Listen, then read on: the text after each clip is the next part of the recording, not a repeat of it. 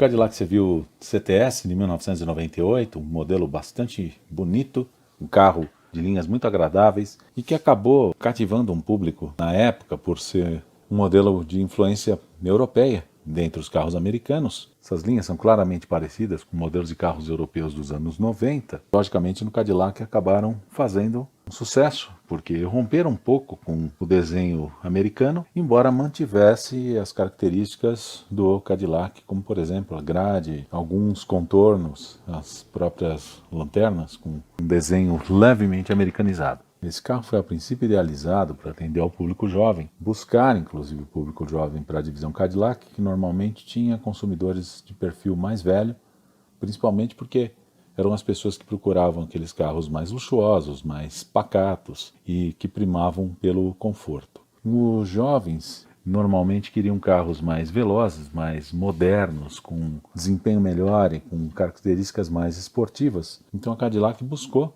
mexer no desenho do Cadillac Civil para buscar esse público. O Cadillac Civil era uma linha um pouco mais compacta da Cadillac. Começou em 1979 com um desenho um pouco mais comedido do que o do Cadillac DeVille, que era o full-sized, como assim eram chamados os carros grandes. Né? Full-sized, ao pé da letra, significaria tamanho cheio, que eram aqueles carros de mais de 5 metros de comprimento, normalmente 5,5, 6 metros, carros enormes mesmo, que foram feitos nos Estados Unidos nas décadas de 60, 70 e 80. Nesse ano de 79, o Cadillac apresentou o Seville como uma versão um pouco mais reduzida dos modelos da marca, mantendo as linhas dos Cadillacs, porém com uma carroceria mais compacta, buscando justamente o público mais jovem. Acabou, na verdade, atingindo um público não necessariamente mais jovem, mas pessoas que buscavam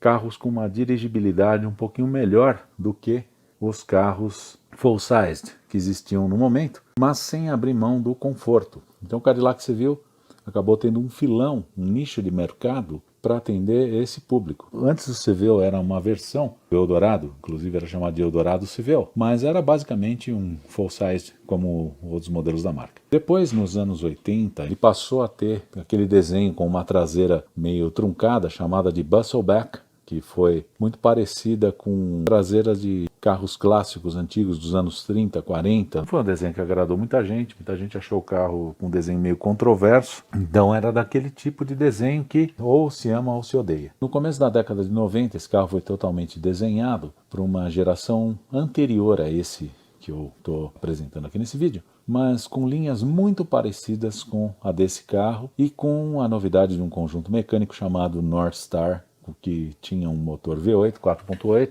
Aliás, o Seville era considerado um dos carros mais velozes da época por causa do desempenho do V8 North Star, mas esse motor, apesar de ser bastante moderno e dar um ótimo desempenho para o carro, tinha um calcanhar de Aquiles que era justamente a fixação do bloco. A fixação do bloco contava com alguns parafusos que passaram a ter problemas, e os problemas desses parafusos é que, por não estarem bem resolvidos, acabavam causando um problema da junta dos cabeçotes desses carros. Essa junta causava um vazamento de óleo e o motor começava a apresentar problemas. O grande problema desse defeito é que o reparo desse carro era extremamente complexo, porque o motor era colocado no transversal, no cofre, ficava bastante apertado lá dentro e o acesso para fazer esse tipo de serviço era simplesmente levantando o carro no elevador e descendo o conjunto mecânico inteiro. Ou seja, era necessário praticamente descer a frente toda do carro com sistema de tração, de direção, carro tração dianteira, né, com motor câmbio e tudo, para poder fazer esse tipo de reparo. O custo de se fazer esse tipo de reparo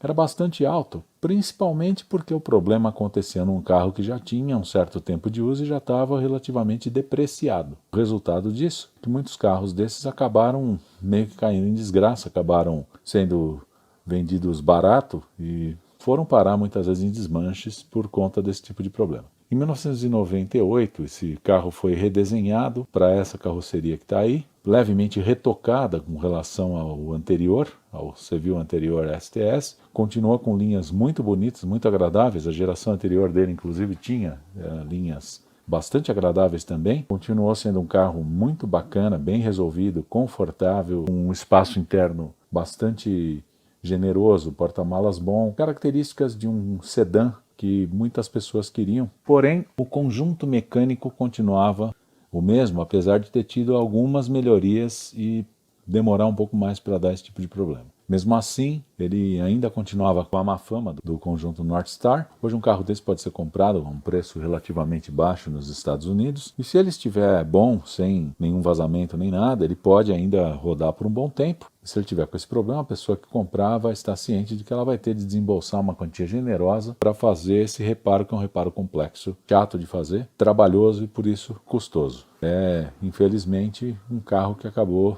ficando com a imagem meio manchada por conta desse tipo de problema. Tirando essa questão das fixações do cabeçote desse carro, inclusive até tem alguns novos parafusos que foram desenvolvidos e novos jogos de juntas que visam minimizar esse tipo de defeito. Ele é um carro bastante agradável para quem conseguir adquirir um carro desse num preço legal, de repente para ser como um neocolecionável, um modelo até que bem interessante. Então ele não apenas trouxe para os Estados Unidos o design dos carros europeus, mas acabou também trazendo a complexidade de alguns modelos europeus que acabam sendo verdadeiras bombas nas mãos dos proprietários depois de alguns anos de uso. Essa miniatura feita pela Anso, na escala 1:18, foi feita numa cor, um azul escuro, bastante bonito, metálico, tem uma qualidade de pintura boa, tem algumas pequenas imperfeições, mas são muito pequenas mesmo. Tem um acabamento bastante agradável, não é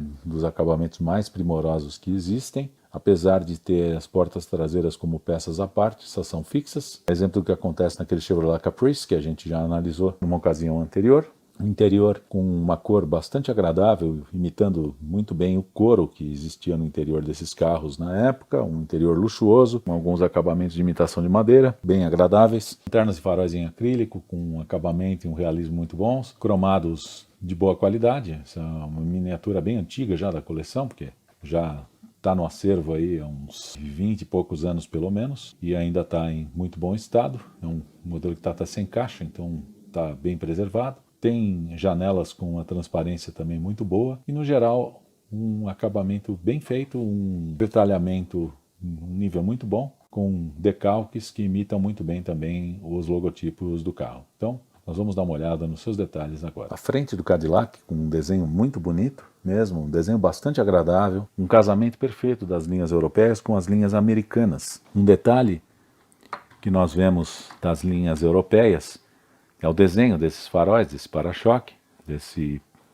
envolvente, feito na cor do carro, em plástico reforçado com fibra, e a grade típica do Cadillac, com o brasão da Cadillac, com essa malha que casou muito bem com essas linhas. A grade não é uma grade vazada, como é possível perceber, mas ela imita muito bem a grade dos carros feitos na época. É um desenho muito bem feito, de uma miniatura muito agradável, com uma cor muito bonita. O cofre do motor dá para ver que é bastante apertado nesse carro. Motor V8 colocado numa transversal, que era realmente bastante complicado para mexer naquele momento da troca da junta do cabeçote, caso precisasse ser trocada por causa do vazamento de óleo. Isso que obrigava realmente a levantar esse carro no elevador e descer tudo isso para poder mexer nesses detalhes. Isso era bastante complexo nesse carro e acabava encarecendo a operação de tudo isso. Essa tampa do motor, que é plástico pintado em prata, os reservatórios, as mangueiras e os cabos aqui estão feitos numa peça única de plástico. Apesar de ser isso, uma peça bem feita, tem um detalhamento compatível com o padrão da miniatura, que é intermediário. Os limpadores estão aqui atrás, também muito bem feitos como peças à parte.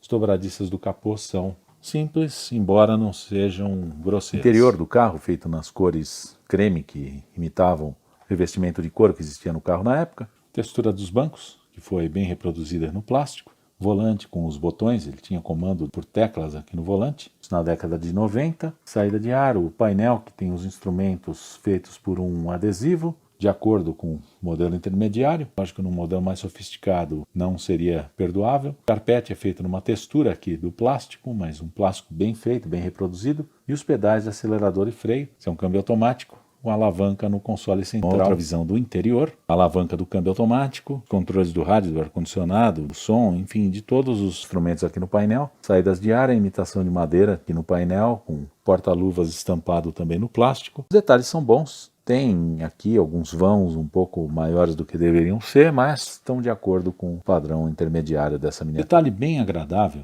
essa textura do banco, inclusive aquele amarrotado do couro, e aqui a fivela do cinto, um detalhe que pode ser pintado, bem agradável num modelo que não tem, por exemplo, os cintos como dos Highway 61, mas tem as fivelas, como se pode ver inclusive ali no banco traseiro. Isso é um detalhe bem interessante. Traseira do carro, os emblemas feitos com decalques, as lanternas feitas em acrílico, inclusive com as setas laranja, a exemplo do que acontecia nos carros europeus. Um brake light enorme aqui que tomava a traseira toda. Aqui o acabamento em volta da placa, com esse CVO-STS. As saídas de escape retangulares aqui embaixo, muito bem feitas. Uma miniatura bem decente, com um acabamento bom. Um padrão bastante honesto para a faixa de mercado que ela ocupa. O detalhe agradável dessa janela traseira é esse desembaçador, que foi feito bem no estilo dos carros da época, no caso com texturas aqui nesse vidro. O vidro tem uma transparência muito boa, e o desembaçador aqui está muito bem reproduzido. Porta-malas bem simples, todo feito em plástico, imitando o carpete e o revestimento do carro. Nada de extraordinário aqui. Dobradiças num tamanho bom também, sem exageros. Não tem nenhum detalhe, nenhum step nem nada, mas está bem de acordo com o carro. Inclusive tem a saliência aqui que seria do tubo do combustível, já que a tampa do tanque fica bem desse lado do paralamas. Então, detalhe que foi lembrado, o formato aqui eu acredito que esteja bem de acordo com o modelo original. Aqui a guarnição de borracha não foi tão bem reproduzida, mas ela está meio imitada aqui no metal. Então talvez uma tinta preta aqui possa dar um detalhe mais rico nesse carro. Então são pequenas coisinhas que às vezes podem ser feitas nessas miniaturas básicas ou intermediárias e dá um destaque melhor para uma coisa que já é bem feita para a qualidade do carro. A parte de baixo desse carro é honesta, é feita de acordo com o padrão da miniatura. É uma peça de plástico com todos os elementos estampados nela. Não tem elementos à parte, como acontece, por exemplo, no Zertel, que tem as suspensões com peças parafusadas. Nesse caso é tudo estampado, tanto na suspensão dianteira quanto na suspensão traseira. As suspensões são fixas. Ele não tem um cardan diferencial, já que é um carro de tração dianteira. As únicas peças à parte nessa base desse carro são as pontas dos escapes ali feitas em cromado. Fora isso, é tudo estampado nele, com o escape, o catalisador, o cárter do motor, o câmbio, tudo exatamente como é no carro real, é o que é, e dentro do que é está bem feito. Analisando esse carro de 0 a 10, eu daria para ele uma nota 9, dentro do padrão dele, que é um padrão intermediário, ele atende muito bem. É uma miniatura bem feita, tem detalhes bons, tem um bom ajuste das partes móveis, tem uma cor bonita com uma pintura de boa qualidade. Não tem nada de excepcional, mas também não tem nada que seja ruim para a categoria dele. Talvez as portas traseiras que abrissem já seriam um grande avanço nesse carro, deixariam o carro muito bacana, mas desde que fossem bem feitas, que é aquilo que eu sempre digo, é melhor às vezes a parte do carro ser fixa do que ela ser móvel e mal feita, com um acabamento tosco ou mal ajustada, como a gente vê em muitos modelos por aí. Então eu agradeço por todos os likes, comentários, por todas as inscrições no canal. Não se esqueça de se inscrever caso ainda não seja inscrito. Estou colocando no canal vários vídeos de desembalar algumas miniaturas de vários padrões de acabamento. Por enquanto eu estou começando com alguns modelos da linha mais premium e são modelos que eu pretendo analisar em breve também no canal. É isso aí então, muito obrigado. Não se esqueça de fazer sua inscrição, de deixar seu like, deixar embaixo seu comentário a respeito do carro, do vídeo, clicar no sino para as novidades e ficar atento aos vídeos que vêm por aí no canal. É isso aí então, muito obrigado e até o próximo vídeo.